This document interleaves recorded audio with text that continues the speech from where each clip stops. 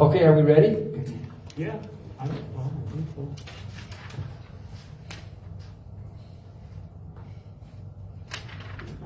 Mayor Pascoe, would you please pick a number between 1 and 7? Excuse me. Pick a number. No, it's 1 and 20, I'm sorry. Don't pick 7. 7 was better. 7 was the last one. Yes, yes. I'll go 5. Lorin? 8. Lorin, the number was 17. You'll go first tonight. So first you'll be offered 2 minutes to introduce yourself and have some opening remarks. Okay, thank you.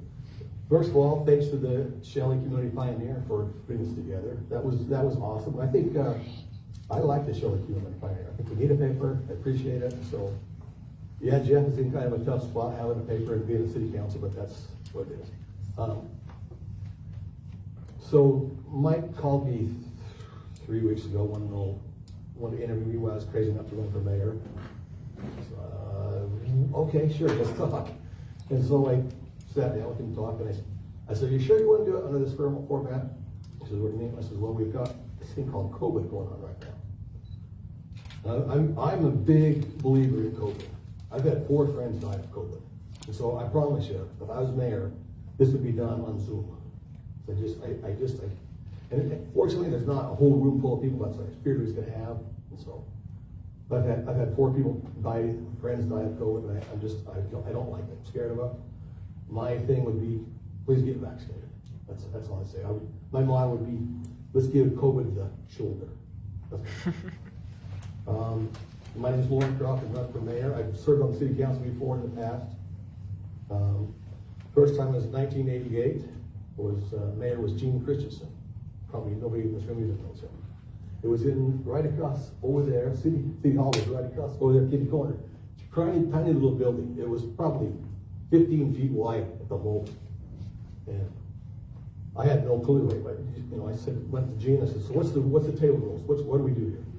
I said, "Well, Mr. Croft," and I was 31, and he was like 80 or 90 seemed to be. He wasn't that old. He seemed like he was. You got elected to represent the people. You be yourself. And that's what city councilman does, the mayor does. You are a representative for the city of the people. And he says, and first of all, I went to his house and says, don't wear a dirty shirt and zip up your pants. Be professional. Thank you. Thank you. Mayor Pascoe. Well, I'm running for mayor again.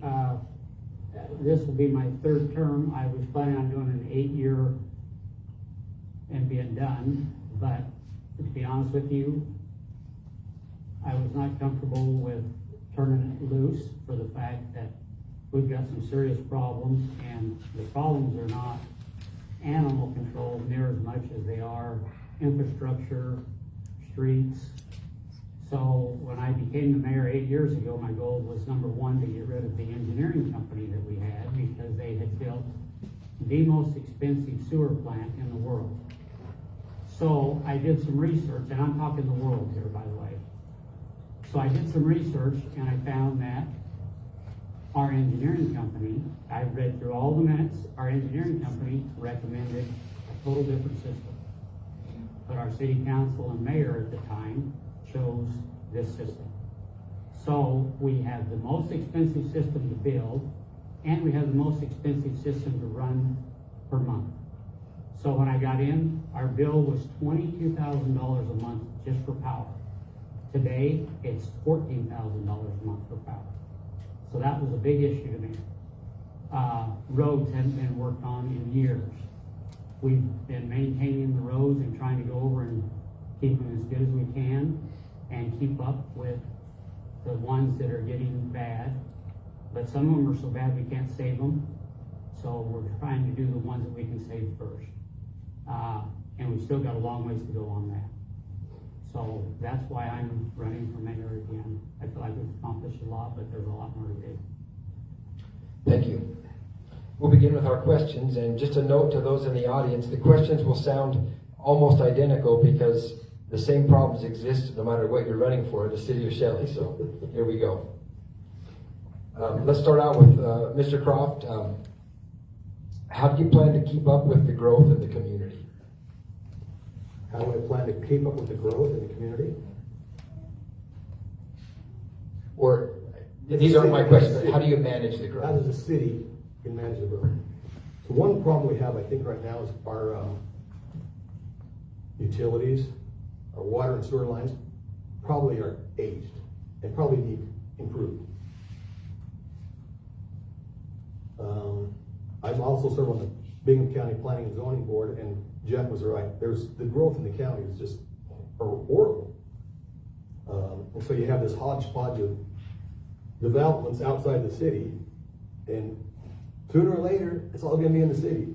And so, we have to take it by, but unfortunately, we don't control growth. Growth comes whether you want it or not. We've been dead for 30 years now, all of a sudden the last 10 years, it's like, holy smoke. Went to California earlier this year, and my daughter's house, and her just talking to old people, both of them said, "You're from Idaho? I'd give my left if I could move to Idaho right now." I'm like, well, please don't, stay where you're at, but you know, it's a hot spot. Number one state in the world right now, the United States, is Idaho and Utah, so. Thank you. Mayor Pascoe. How would I control growth? To be honest with you, I feel like they've done a pretty good job controlling the size of subdivisions that are coming in. Unfortunately, the county is approving anything that comes up, and so there's no restrictions. So I'm glad that Jeff has the opportunity to meet with the county commissioners. I've talked to them several times about the infrastructure, and that's talking roads. If they're gonna put 300 homes, they need to upgrade the roads. But at this point, they're not doing that. It's like a rubber stamp to let them do whatever they want in the county, which affects all of us. Thank you. Okay, Mayor Pascoe, please explain your position on forced annexation. Okay, I believe forced annexation is not good for anybody. And the reason why is because if you have a community that is, for example, if we're gonna bring somebody into the community and annex them in, we've gotta provide them with something. We've gotta provide them with services. And if we can't provide them with services, then we shouldn't be bringing them into the city personally. So I don't agree with forced annexation, other than the fact that we have a few subdivisions that people have signed. As soon as we touch them, then they'll be annexed in, and they know that in advance. Thank you. Mr. Croft, 30 seconds. I'm not in favor of forced annexation at all. No. For instance, Hallmark, is that where you live, Greg? That's called Hallmark. They have their own water, they have their own sewer. That would, in my opinion, that would never be annexed into the city of Shelley. It might become an island around the city of Shelley, and I promise you go to any town in Idaho, you've got these islands around. It's how it happens. But no, I'm not in favor of forced annexation at all. No. However, like the mayor says, if we provide water or sewer to a subdivision, then yeah, they're going to be annexed and they're going to pay for it. So that's just the rules. Okay, thank you. Mr. Croft, in an interview with the Community Pioneer, when asked what you hope to accomplish if elected, you said, quote, "Really, I don't want to accomplish anything. I mean, it's a nice town. I think we're growing a little bit too fast. I think we need to put the brakes on a little bit," end quote. Could you elaborate on what you meant by that statement? I know that. Thank you for that. In fact, I haven't read the article. I promise. I haven't read. Not that I don't like the paper. When it comes to political stuff, I don't read. I don't touch it. In fact, 2 people texted me and said, "Did you really mean that?" I go, "What do I mean?" And so I've been fighting with Mike a little bit on that. And you know, he's the newspaper. You know, it's the fake news they call it. You can do say whatever he wants to say. You know, why would I want to run for mayor if I didn't want to accomplish anything? You know, so no. Thank you. No. Okay. Mr. Pascoe. Okay, so what question do you want to ask me? Just his comment? You're just spending 30 seconds in regards to that. Okay, 30 seconds. He's been on the city council with 4 mayors, and what has he accomplished with those 4 mayors? Other than building the most expensive sewer plant in the world. That's it. Okay, thank you. Mr. Pascoe, some have criticized you for spending too much time in Mexico and not in the city. How do you respond to that criticism? I love that question. So I've got a minute, I'm gonna talk fast. Okay, so I do go to Mexico. I have a business in Mexico. I'm involved with a humanitarian group in Mexico, and we build houses and give them away. I build houses and I sell them to make profit. The people there, an average wage is $130 a week. My lowest paid person is $130, and they go up to $400 a week. So, in the past, I have missed no more than 2 meetings in a year. This last year, I missed 2 meetings, and that's city council meetings. I've gone tons of highway department and everything else. But I took my mother to California, and I missed one, and I was on Zoom. The other one, I was in Mexico, and I was on Zoom. So, I have always been to the meetings on Zoom, even if I'm not in this building. But I spend more money flying back and forth to make it to the meetings than I make from the city. Thank you. Mr. Croft, 30 seconds. No, I don't comment on that. I don't have a problem with that. I mean, I can't guarantee I would be 100% of the meetings either. I mean, let's be honest, it's a full-time commitment and a zero salary. So, if he has a business out in Mexico, if he's at city council meetings, I don't have a problem with that. Thank you. Mr. Croft, next question. The Oxbow sewage treatment plant needs to be expanded. That expansion could cost around $34 million. Some experts believe the cities and counties, including Shelley, that make up the East Idaho Regional Wastewater Authority, are not charging enough to pay for the expansion. Additionally, only the cities, not the counties that are part of the EIRWA, have bonding authority, meaning Ammon and Shelley citizens will be footing the bill. How do you plan to address this issue? That is a real problem. So let's go back. Let's go back to Swede Christensen and myself, who was on the city council, and Mayor Christensen. We had a huge problem. The huge problem was getting hit with fines from DEQ because our ponds were leaking. We needed to figure something out. And at first we was just trying to get a waste treatment plant for Shelley. That's all it was. Well, of course we know it grew and it became Melaleuca wanted to get involved, and then become this East Idaho Regional Wastewater Authority, which I'm not opposed of, but it does, you lose control. Stacy and I was talking about this the other day. If it was just Shelley, we'd all be a little happier, but it's not. It's a East Idaho Regional Wastewater. And yeah, there's a problem. How do you charge Bingham County residents, Jeff or Greg here, because he's not on the sewer? How do you charge him for it? You know, so, but we have to expand it, I guess, because we're at capacity according to Jeff. So. Thank you, Mr. Pascoe. Okay, so personally, they should have had a district in place before they ever built the plant. So we have got to become a district so that the county people, not that live in the county, but people that can connect to the sewer within 300 feet, need to be in that district along with both cities. That way, everybody's paying for part of that upgrade. It is true that there's only bonding capacity through the cities right now. Originally, they were gonna go through Bonneville Sewer District, and then they pulled out, and Shelley should have pulled out, but we didn't. Thank you. Mr. Pascoe first. Why are you better suited to handle the office of mayor than your opponent? And then Lorin, you'll have 30 seconds for that as well. First of all, because I'm so good looking, but no. You know, I understand business, I understand people, and I understand the issues that we have and how we can get money to correct some of those issues. So, like when I first got in, we had roads that we needed to turn into gravel roads because there hadn't been any maintenance done for several years because they put a freeze on doing any maintenance. If you remember, we could not drive down Main Street, the highway of Main Street, or the Main Street.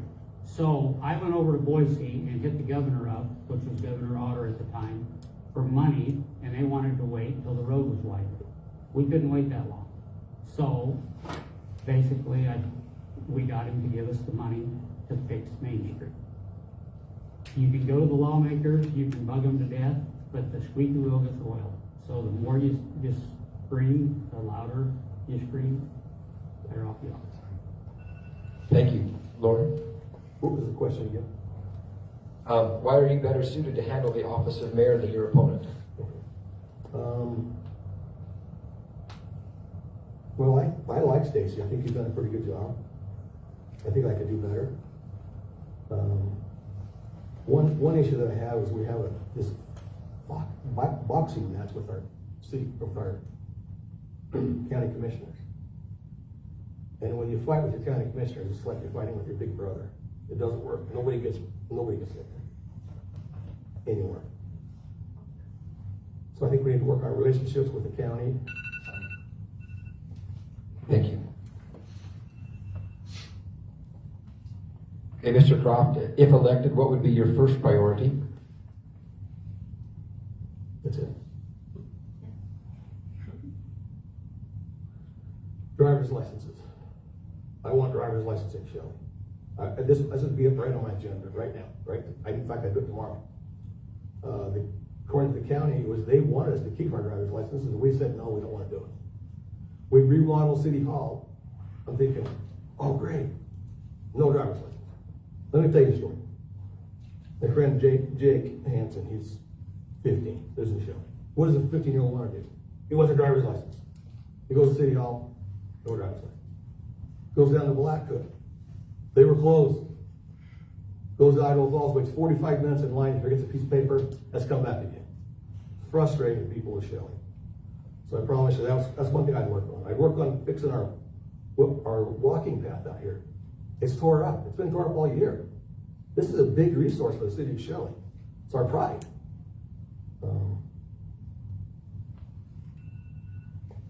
Thank you, Mayor Pascoe. What was the question? What would be your first priority?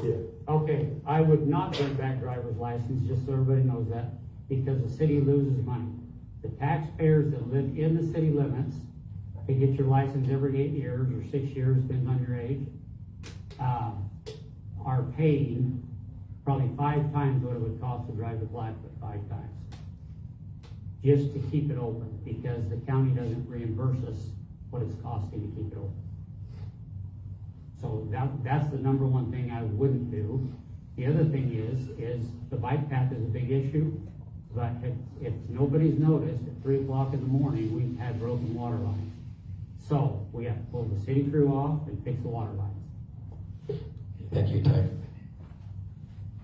Okay, we have 2 more questions remaining, and they both sound very similar to what we've already talked about. So if this seems redundant, I'm sorry. Mayor Pascoe, here's your question. This is a question submitted by a local restaurant owner, paraphrasing the original question. We were told there needs to be more homes to pay for the sewer flow, but then when more homes tie into the sewer and water system, we're told that fees are going to increase to accommodate that. You can't have it both ways. What would you do to keep our bills from going skyward? Okay, so when I got when I became the mayor, I went through the sewer system, and I actually found that Ammon had been, let's call it cheating. I caught that they had not charged for 200, they had 280 apartments.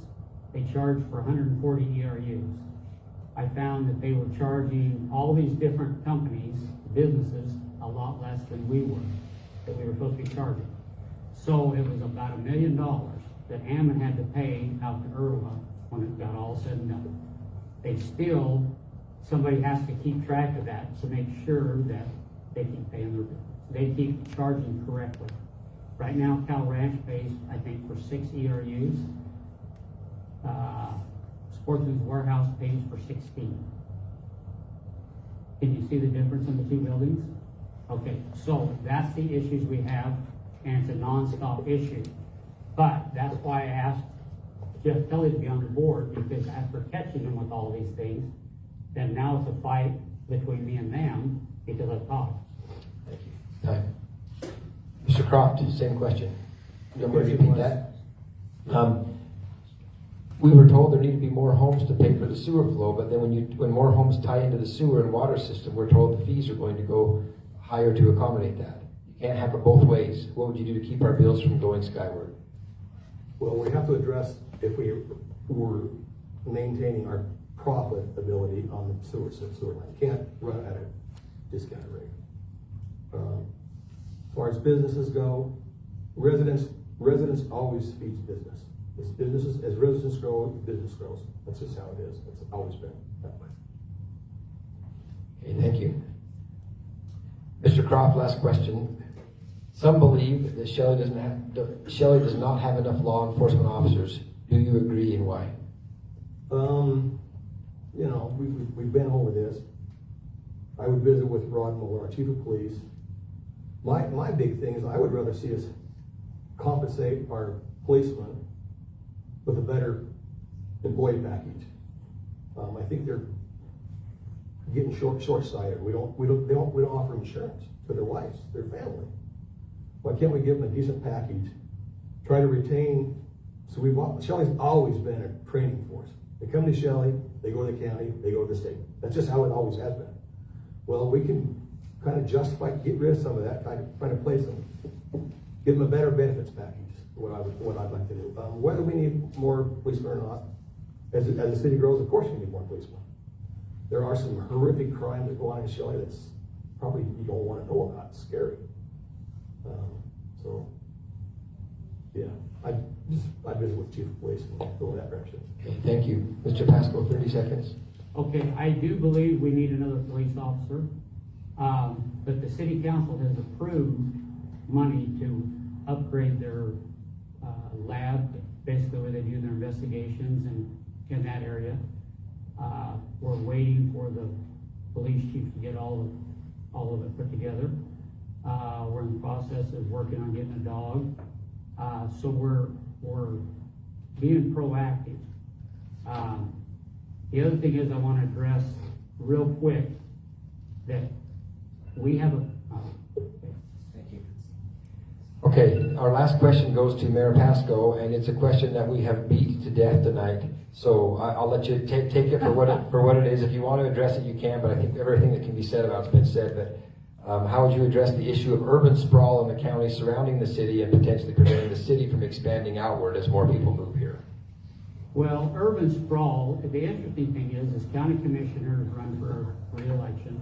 They say that they want to keep farm and urban development away from the farms so that we keep more farm ground. But anything that goes to the county is approved. Doesn't matter what it is.